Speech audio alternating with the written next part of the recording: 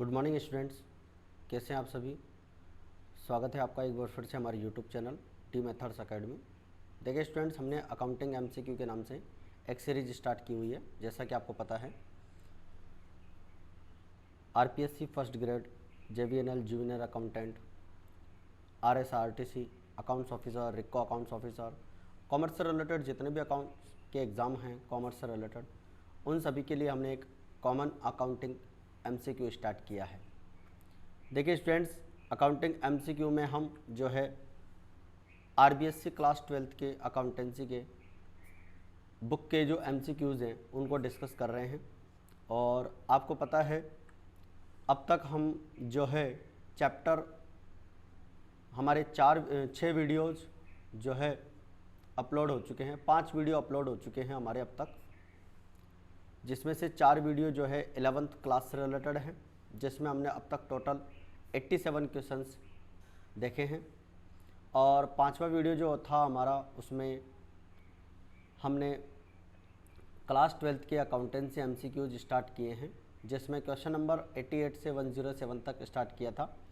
और total question जो हैं हमारे उसके अंदर 20 क्वेश्चन हमने सॉल्व किए थे। आज का जो हमारा वीडियो है वो 6ठा वीडियो है, जिसमें हम क्वेश्चन नंबर 108 से 122 क्वेश्चन नंबर तक का हम सॉल्व करेंगे। और आज की इस वीडियो में हमारे 15 क्वेश्चन हम सॉल्व करने वाले हैं। देखिए, जो आपके 5वां वीडियो था वो चैप्टर नंबर 1 और 2 से रिलेटेड था। क्लास 12th का जो पार्टनरशिप का चैप्टर है, चैप्टर नंबर 1 और 2, उससे रिलेटेड ये क्वेश्चन इसके अंदर थे। आज हम जो बात करने वाले हैं चैप्टर नंबर 3 और चैप्टर नंबर 4 के बारे में बात करने वाले हैं। ठीक है, आई थिंक अपन यहाँ से स्टार्ट करते हैं। अगर आप हमारे चैनल पर नए हैं और आपने अभी तक सब्सक्राइब नहीं किया है तो आप चैनल को सब्सक्राइब कर लीजिए और वीडियो को ज़्यादा से ज़्यादा लाइक और शेयर करें। पिछले वीडियोज़ को देखने के लिए प्लेलिस्ट का लिंक आपको इस वीडियो के डिस्क्रिप्शन बॉक्स में मिल जाएगा, जहाँ से आप उसको देख सकते हैं। चलिए स्टार्ट करते हैं आज की क्लास। आज की जो हमारी क्लास है वो साझेदार का अवकाश ग्रहण, सेवानिवृत्ति या मृत्यु पर लेखे से रिलेटेड है। क्लास 12th का अपना ये टॉपिक चल रहा है आज का। तो चलिए स्टार्ट करते हैं।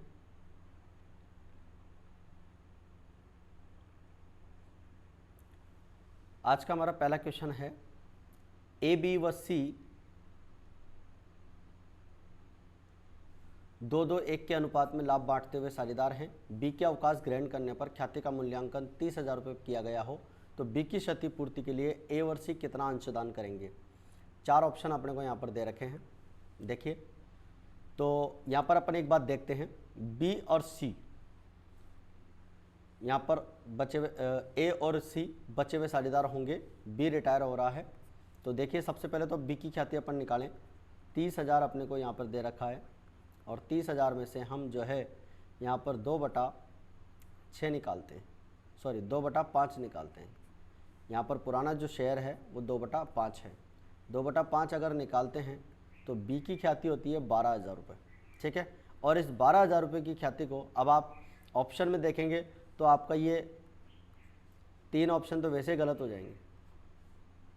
कोई अंशदान नहीं करेंगे, ये तो हो ही नहीं सकता। कोई साझेदार अगर जाता है फर्म छोड़कर तो डेफिनेटली पुराने साझेदार, शेष जो साझेदार बचते हैं वो उसके लिए त्याग करते हैं। तो ये तो कन्फर्म है कि त्याग तो होगा ही होगा, यानी कि ए और सी अपने हिस्से में से कुछ हिस्सा, उसको जो ख्याति का हिस्सा है वो बी को देंगे ही देंगे। तो बी की ख्याति कितनी होती है 12,000 रुपये, और इस 12,000 को हम फायदे के अनुपात में डिस्ट्रीब्यूट करते हैं।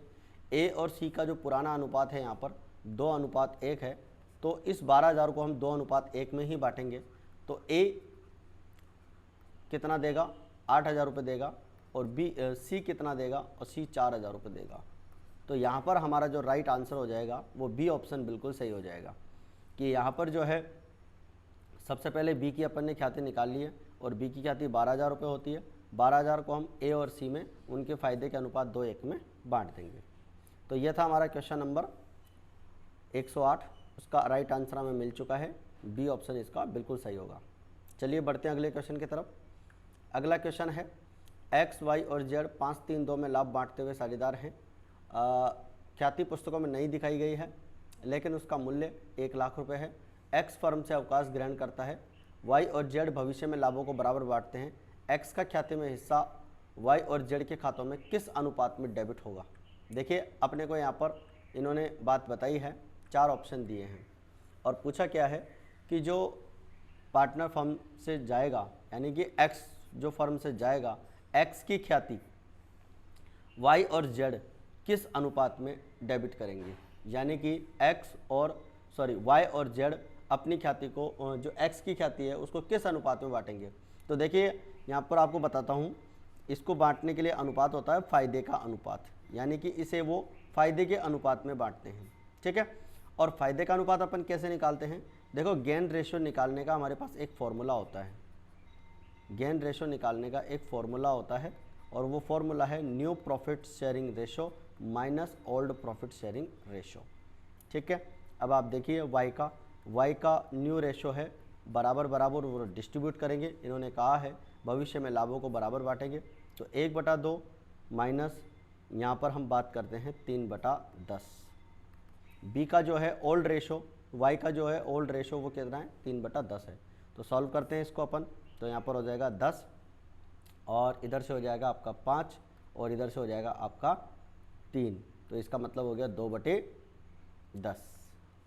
और जेड की अगर बात करें तो जेड का हो गया 1/2, 2/10, ठीक है। और इधर से अपन इसको सॉल्व करते हैं तो ये हो गया 5 - 2 बराबर 3/10। इस प्रकार से यहाँ पर जो फ़ायदे का अनुपात आएगा वो 2:3 आएगा। तो हम कह सकते हैं कि x की जो ख्याति है वो y और z में 2:3 में बांटी जाएगी, ठीक है। आई थिंक हमें क्वेश्चन नंबर 22 का आंसर मिल गया है। चलिए बढ़ते हैं अगले क्वेश्चन की तरफ। अगला क्वेश्चन हमारे पास में है ए, बी और सी 1/2, 3/10, 1/5 के अनुपात में लाभ बांटते हुए साझेदार हैं। बी फर्म से अवकाश ग्रहण करता है। ए और सी भविष्य में लाभ 3:2 में बांटने का निश्चय करते हैं। फायदे का अनुपात ज्ञात कीजिए। अपन से फायदे का अनुपात यहाँ पर पूछा है बच्चों, तो देखिए एक बात तो अपन यहाँ पर देख लेते हैं, गेन रेशो जो होता है, फायदे का अनुपात जो होता है उसको कैलकुलेट करने का फॉर्मूला होता है new profit sharing ratio minus old profit sharing ratio, ठीक है। अच्छा यहाँ से रिटायर कौन हो रहा है, बी रिटायर हो रहा है, ठीक है। तो बी रिटायर हो रहा है तो ऐसी कंडीशन में जो अनुपात निकलेगा वो ए और सी का निकलेगा, ठीक है। अब देखो ए का यहाँ पर न्यू रेशो है 3/5 और ए का पुराना रेशो है 1/2। एलसीएम अपन यहाँ पर 10 ले लेते हैं, ठीक है। ये हो जाएगा 6 और ये हो जाएगा 5, यानी कि 1/10। सी की बात करें, सी का न्यू शेयर है 2/5 और ओल्ड है 1/5, ठीक है। तो यहाँ पर इसका सिंपल 1/5 हो जाता है और इसका हर बराबर करने के लिए 2 से मल्टीप्लाई कर लें तो ये हो जाएगा 2/10। इसका मतलब यहाँ पर जो फ़ायदे का अनुपात आएगा वो 1:2 आएगा, ठीक है। देखो सी का जो था न्यू 2/5 है और ओल्ड जो है 1/5 है, तो 2/5 में से 1/5 माइनस करते तो 1/5 ही बचता है। इसका जो हर है वो 10 है और इसका हर 5 है, तो 5 हर को 10 बनाने के लिए 2 से मल्टीप्लाई करेंगे तो यहाँ बन जाएगा 2/10।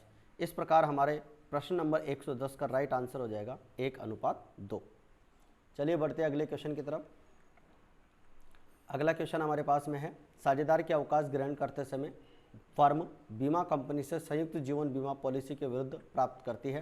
क्या प्राप्त करती है अपन बात करते हैं। यहाँ पर सबसे पहला 4 ऑप्शन अपने को यहाँ पर दे रखे हैं। अवकाश ग्रहण करने वाले साझेदार की पॉलिसी की राशि और शेष साझेदार की पॉलिसी का समर्पण मूल्य। पहला ऑप्शन ये है। तो देखो पहले तो प्रश्न को समझिए आप, साझेदार के अवकाश ग्रहण करने पर, और बात कर रहा है संयुक्त जीवन बीमा पॉलिसी के विरुद्ध कौन सी राशि प्राप्त करती है। तो देखिए आपको एक बात बता देते हैं, जो जॉइंट लाइफ पॉलिसी होती है, जॉइंट लाइफ पॉलिसी का जो है यहाँ पर समर्पण मूल्य प्राप्त होता है। समर्पण मूल्य साझेदार के अवकाश ग्रहण पर प्राप्त होता है, लेकिन अगर साझेदार की मृत्यु होती है तो पॉलिसी की पूरी राशि प्राप्त होती है। तो आप ध्यान रखें, साझेदार के अवकाश ग्रहण करते समय बीमा कंपनी से जो राशि प्राप्त होती है वो समर्पण मूल्य प्राप्त होता है, ठीक है। तो यहाँ पर जो पहला ऑप्शन है वो गलत हो जाएगा और हमारा यहाँ पर राइट आंसर हो जाएगा समर्पण मूल्य प्राप्त होता है। अच्छा, समर्पण मूल्य का मतलब यह होता है कि मान लीजिए बीमा अवधि में आप पॉलिसी को, बीमा कंपनी को समर्पित करके जो राशि प्राप्त करते हैं वह उसका समर्पण मूल्य कहलाता है। चलिए बढ़ते हैं इसके बाद में अगले क्वेश्चन की तरफ। अगला क्वेश्चन है बी, सी और डी 7-5-4 के अनुपात में लाभ बांटते हुए साझेदार हैं। डी की 30 जून 17 को उसकी मृत्यु हो जाती है। वर्ष 16-17 के लाभ 12,000 रुपये हैं। डी के खाते में लाभों की कितनी राशि क्रेडिट की जाएगी? डी को कितना लाभ मिलेगा, ऐसा इन्होंने अपन से पूछा है। तो देखिए, गत वर्ष के लाभ 12,000 हैं, 12,000 रुपये में अपने को निकालना है, ठीक है। अच्छा, पार्टनर की जो मृत्यु हुई है वो 30 जून को हुई है। इसका मतलब अपने को 1 अप्रैल से काउंट करना है, 1 अप्रैल 17 से 30 जून 17 तक, यानी कितने महीने हो गए? 3 महीने। 3 महीने का अपने को प्रॉफिट निकालना है, ठीक है। और उस 3 महीने के प्रॉफिट में से भी अपने को जो है डी का हिस्सा निकालना है। और डी का हिस्सा कितना हो जाएगा? 7, 5, 12, 12 और 4, 16, ठीक है। इसको अपन सॉल्व कर सकते हैं और इसको अपन सॉल्व कर सकते हैं। तो इधर से हो गया आपका 3,000, 3,000 में आप 4 का डिवाइड कर दीजिए, 750 रुपये। तो राइट आंसर हमारा यहाँ पर हो जाएगा बी ऑप्शन, बिल्कुल सही हो जाएगा। यानी बी को जो है यहाँ पर 750 रुपये, डी को जो है 750 रुपये मिलेंगे। और अगर एंट्री की बात यहाँ पर करें तो यहाँ एंट्री बनेगी P&L suspense account debit to D's capital account, यानी डी को जो है हम प्रॉफिट देने की एंट्री यहाँ पर करेंगे 750 रुपये, ठीक है। तो ये हमारे क्वेश्चन नंबर 112 का आंसर हमारा कंप्लीट हो जाता है। चलिए बढ़ते हैं अगले क्वेश्चन की तरफ। अगला क्वेश्चन है, चिट्ठे में दिखाया गया संयुक्त जीवन बीमा पॉलिसी खाता कौन सी राशि को प्रकट करता है? 4 ऑप्शन हमारे पास में है। तो देखिए, चिट्ठे में यानी कि बैलेंस शीट में जॉइंट लाइफ पॉलिसी का, बैलेंस शीट की असेट साइड में जॉइंट लाइफ पॉलिसी का कौन सा मूल्य दिखाया जाता है? तो यह मैं आपको बता देता हूँ, पॉलिसी का समर्पण मूल्य दिखाया जाता है। वार्षिक प्रीमियम बैलेंस शीट में नहीं जाता है, ठीक है। फर्म द्वारा देय कुल प्रीमियम भी नहीं जाता है। पॉलिसी के परिपक्व होने पर प्राप्य राशि भी नहीं दिखाई जाती है। राइट आंसर यहाँ पर हो जाएगा ए ऑप्शन, बिल्कुल सही हो जाएगा। तो बैलेंस शीट के अंदर हम जो है जॉइंट लाइफ पॉलिसी का समर्पण मूल्य दिखाते हैं। चलिए बढ़ते हैं अगले क्वेश्चन की तरफ।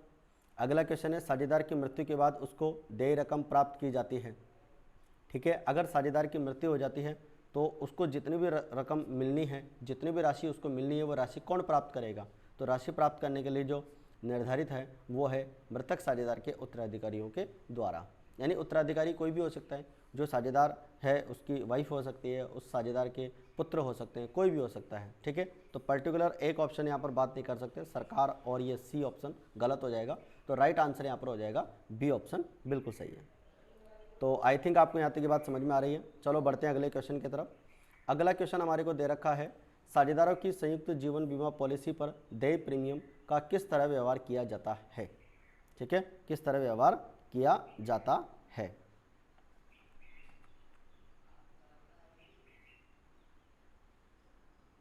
ऑप्शन देख लेते हैं।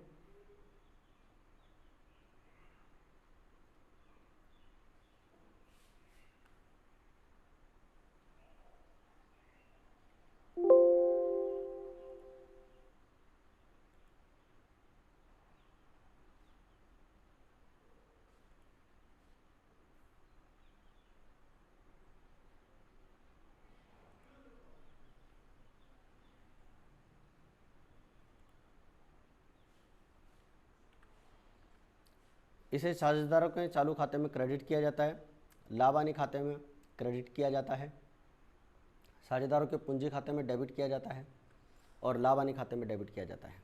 तो देखिए, साझेदारों की संयुक्त जीवन बीमा पॉलिसी पर देय प्रीमियम का किस तरह से व्यवहार किया जाता है? तो जो प्रीमियम होता है उस प्रीमियम को लाभानी खाते में डेबिट किया जाता है।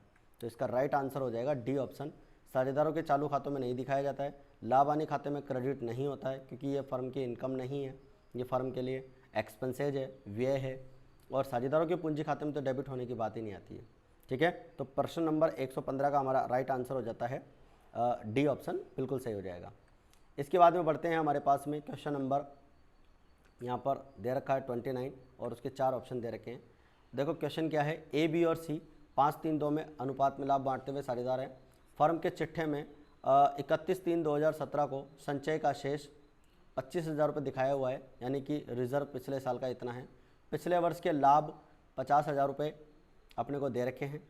संयुक्त जीवन बीमा पॉलिसी जो है यहाँ पर 1 लाख रुपये अपने को दे रखा है और स्थायी संपत्तियाँ 12,000 रुपये की है। 1 जून को सी की मृत्यु हो जाती है, तो ये पूछ रहे हैं सी के उत्तराधिकारियों को पूंजी के साथ क्या क्या मिलेगा, पूंजी के अलावा क्या क्या मिलेगा, केवल जॉइंट लाइफ पॉलिसी में हिस्सा मिलेगा या संचयों में हिस्सा मिलेगा या मृत्यु तक के तिथि तक के लाभों में अनुपातिक हिस्सा मिलेगा। यहाँ पर आपका राइट आंसर हो जाएगा सभी चीज़ें मिलेंगी। जितनी भी चीज़ें यहाँ पर दे रखी है, चाहे वो जनरल रिजर्व हो, चाहे वो लाभ का हिस्सा हो, चाहे वो जॉइंट लाइफ पॉलिसी का हिस्सा हो, सभी में उसको हिस्सा मिलेगा। तो राइट आंसर हो जाएगा 116 प्रश्न का डी ऑप्शन बिल्कुल सही हो जाएगा। चलिए देखते हैं अगले क्वेश्चन की तरफ। अगला क्वेश्चन है हमारे पास में 117 नंबर का। संयुक्त जीवन बीमा पॉलिसी फर्म द्वारा प्राप्त राशि वितरित की जाती है। ये पूछ रहे हैं कि फर्म से बीमा कंपनी से जो पॉलिसी की राशि प्राप्त होती है वो सभी साझेदारों में किस अनुपात में बांटते हैं। तो देखिए पॉलिसी की राशि जो होती है वो सभी साझेदारों में उनके पुराने लाभ विभाजन अनुपात में बांटी जाती है। सभी साझेदारों में बांटी जाती है, इसलिए पुराने अनुपात में बांटी जाती है। तो ये था हमारा चैप्टर नंबर 3 के क्वेश्चंस। अब हम बात कर रहे हैं चैप्टर नंबर 4 के क्वेश्चंस देख रहे हैं। फर्म का समापन। तो देखिए समापन के समय डूबत ऋण खाते का शेष हस्तांतरित किया जाता है। जब हम फर्म का समापन करते हैं उस वक्त जो हमारा प्रोविज़न होता है डूबत ऋण खाते का शेष, वो हम कौन से खाते में ट्रांसफ़र करते हैं। तो इसका राइट आंसर हो जाएगा वसूली खाते में हम ट्रांसफ़र करते हैं। यानी हम रियलाइजेशन अकाउंट बनाते हैं और रियलाइजेशन अकाउंट में जो है डूबत ऋण खाते का शेष ट्रांसफ़र करते हैं। जितने भी संपत्तियां और जितने दायित्व होते हैं उन सभी संपत्तियों और दायित्वों का बैलेंस वसूली खाते में ट्रांसफ़र किया जाता है। इसके बाद में बात करते हैं अगला क्वेश्चन हमारे पास, साझेदारी फर्म के विघटन पर हानियाँ सबसे पहले किससे चुकाई जाएगी। 4 ऑप्शन हमारे पास में है। तो साझेदारी फर्म के विघटन पर हानियाँ जो चुकाई जाती है वो सबसे पहले लाभों से चुकाई जाती है, उसके बाद साझेदारों के पूंजी में से चुकाई जाती है, उसके बाद साझेदारों के ऋण खातों में से चुकाई जाती है, उसके बाद निजी साधनों से चुकाई जाती है। तो हमारे इस प्रश्न का राइट आंसर हो जाएगा लाभों में से चुकाई जाती है। चलिए बढ़ते हैं अगले क्वेश्चन की तरफ। अगला क्वेश्चन है फर्म के समापन पर ख्याति खाते को बंद करने के लिए उसे कहाँ हस्तांतरित किया जाता है। तो 4 ऑप्शन हमारे पास में है। फर्म के समापन पर ख्याति खाते को बंद करने के लिए उसे जो है पुनर्मूल्यांकन खाते में नहीं, साझेदारों के पूंजी खाते में नहीं, लाभ हानि खाते में नहीं। तो राइट आंसर हो जाएगा वसूली खाते में उसको ट्रांसफ़र किया जाता है, क्योंकि फर्म के समापन पर जितने भी असेट्स हैं और जितने भी दायित्व हैं उन सभी को हम रियलाइजेशन अकाउंट में ट्रांसफ़र करते हैं। इसके बाद में बढ़ते हैं अगले क्वेश्चन की तरफ। गार्नर बनाम मर्रे नियम के अनुसार एक दिवालिया साझेदार के पूंजी की न्यूनता शेष साझेदारों में बांटी जाती है। यानी कि एक नियम है गार्नर बनाम मर्रे नियम, इसके बारे में अपन विस्तार से चर्चा तब करेंगे जब इस चैप्टर को अपन अच्छे से पूरा पढ़ेंगे। एक दिवालिया साझेदार होता है, उस दिवालिया साझेदार की जो पूंजी की कमी होती है उस कमी को शेष साझेदार, साहूकार साझेदार का मतलब होता है वो साझेदार जो दिवालिया नहीं है, वो साझेदार इसको बांटते हैं। समापन के लाभ हानि बांटने से पहले का जो पूंजी का अनुपात है उस अनुपात में बांटते हैं। मतलब ये है कि समापन से पहले की जो बैलेंस शीट दी हुई हो और उस बैलेंस शीट में जो कैपिटल अपने को दे रखी है उस कैपिटल के अनुपात में उसको बांटा जाता है। तो राइट आंसर हो जाएगा सी ऑप्शन बिल्कुल सही हो जाएगा। अब हमारे पास में है क्वेश्चन नंबर 22। जब गार्नर बनाम मर्रे नियम लागू होता है तब वसूली की हानि साझेदार किस अनुपात में लाते हैं। तो देखिए गार्नर बनाम मर्रे नियम लागू होने पर रियलाइजेशन अकाउंट की जो हानि होती है वह सभी साझेदार जो है बांटते हैं, लाभ हानि अनुपात में बांटते हैं। ठीक है, बराबर बराबर नहीं बांटते, पूंजी के अनुपात में नहीं बांटते, और यहाँ पर वो बांटते हैं लाभ हानि अनुपात में। तो हमारे क्वेश्चन नंबर 122 का आंसर बिल्कुल सही हो जाएगा, बी ऑप्शन बिल्कुल सही हो जाएगा। अच्छा, यहाँ पर एक कन्फ्यूजन आपको ये हो सकता है कि पूंजी का अनुपात भी लिखा हुआ है। तो देखो वसूली की हानि को लाने का जो काम होता है ना साहूकार साझेदारों के द्वारा, वो पूंजी के अनुपात में होता है। ठीक है, वसूली की हानि को लाने का काम जो होता है। तो चलिए बाद में बात करते हैं। इसके बाद में ये हमारे क्वेश्चन नंबर 35 तक कंप्लीट हो गया है। ये था हमारा वीडियो नंबर 6। अगर आपने पुराने वीडियो नहीं देखे हैं तो आप प्लेलिस्ट में जाकर ज़रूर देखिएगा। ठीक है, और अगले वीडियो के लिए अपन इंतज़ार करते हैं। और अगर चैनल आपने सब्सक्राइब नहीं किया हो तो चैनल को आप सब्सक्राइब कर लीजिए और वीडियो को ज़्यादा से ज़्यादा लाइक और शेयर भी करें। तो मिलते हैं अगले वीडियो में, तब तक के लिए जय हिंद, जय भारत।